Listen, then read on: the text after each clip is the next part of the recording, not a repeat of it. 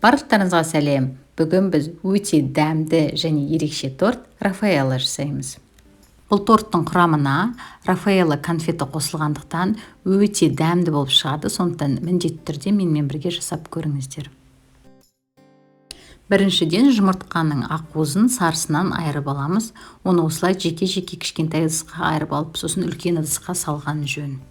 Бірінші 5 жұмыртқаның ақуызын алып, оның үстіне тұз бенен қантты қосып, 2 минут орташа жылдамдықта миксерлейміз. Содан соң қатты жылдамдықта қоюланғанша миксерлейміз.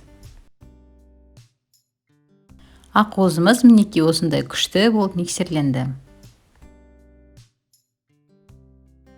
Енді жаңағы 5 жұмыртқаның сарысына қант қосып, оны да жақсылап миксерлейміз. Түрі осындай түске енгенде жылы сүт, сұйық май, кокосовый стружки және жеке ыдыста ұн менен разрыхлитель араластырып, соны қосамыз. Біркелкі масса шыққанға дейін жақсылап араластырамыз.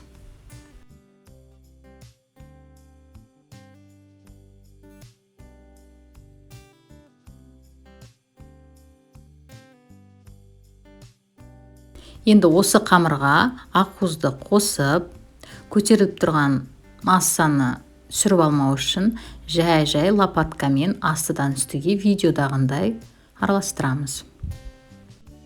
Және қалған бөлігін қосып, тура осы әрекетті орындаймыз.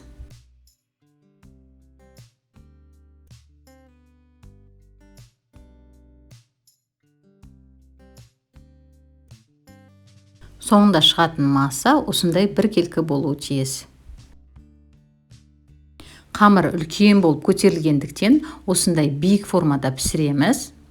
Қамырымызды ішіне салып, бетін жақсылап тегістейміз. Содан соң піскен кезде қамырымыз бір тегіс болып шығу үшін және ішіндегі керек емес ауа шығып кету үшін осылай қамырымызды 3-4 рет столдың үстінде соғамыз. Алдын ала қыздырылған пеште 170 градуста 1 сағат пісіреміз. Мінекей осылай күшті болып көтерілді. Бұдан да қатты көтерілуін қаласаңыздар, өте үлкен жұмыртқа қолданыңыздар.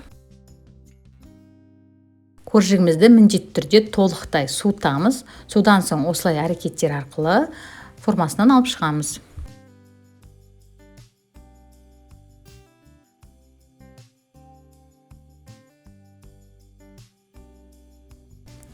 Ендігіде тортты жинау үшін қоржығымызды 3 бөлікке бөлеміз.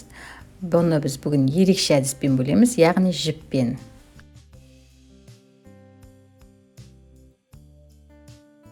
Ол үшін қоржығымыздың шетін осылай жобалап белгілеп аламыз.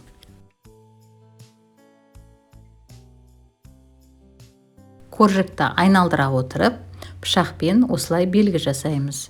Бұл қазір жіппен кесуімізге өте ыңғайлы болу үшін жасалады.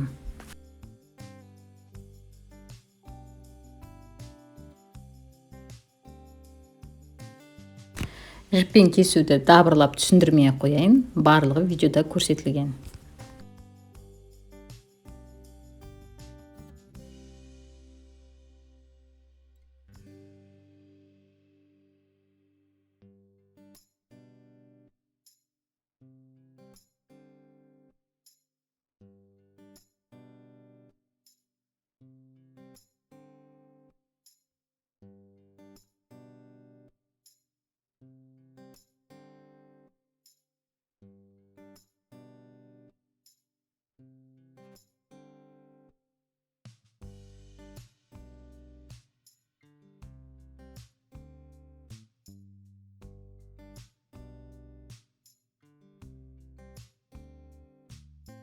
Қоржықтарымыз дайын, енді кремімізді жасаймыз.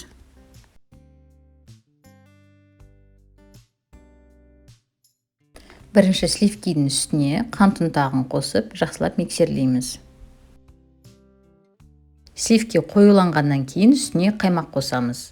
Қаймағымыздың ішіндегі керек емес осындай суды ағызып тастаймыз. Содан соң сливкиға қосып, ақырын лопаткамен араластырамыз.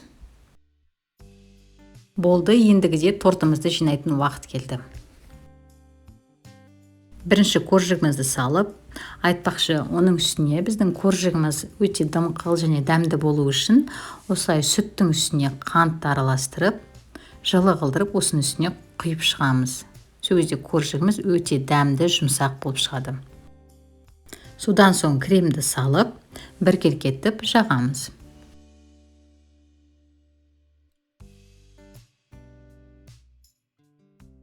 Ендігіде бұл торттың фишкасы Рафаэлло конфетін қосамыз.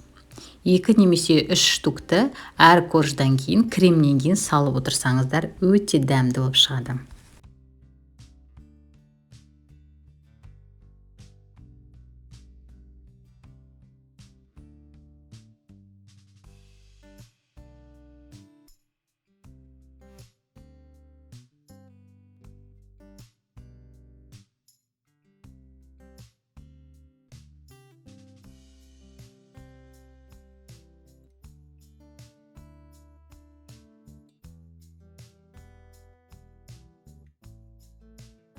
Соңғы коржды бетіне қойып, оның үстіне крем жағып, кальцомызды ақырын аламыз.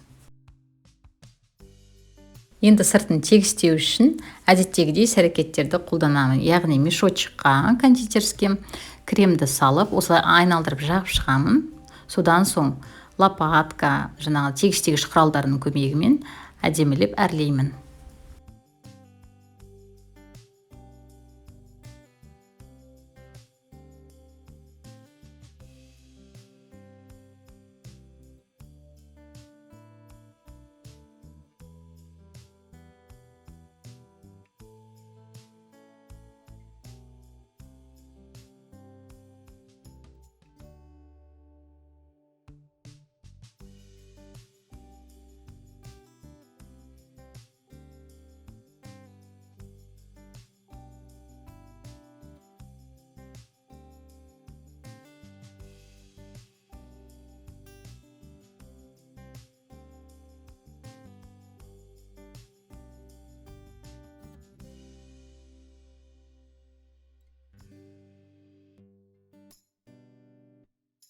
Болды, біздің тортымыз дайын болды.